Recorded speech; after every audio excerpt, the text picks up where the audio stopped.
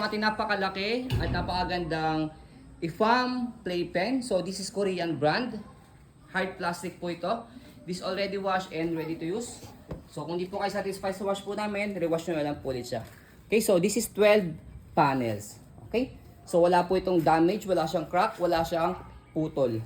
Okay? So ito po yung details po niya one by one. Oh, asan na dyan, baby? No damage.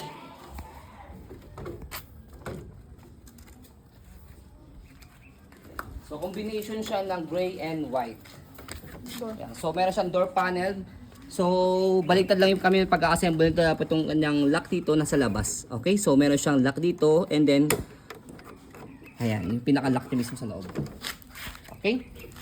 So pakita mo siya isa-isa per panel. Ayan.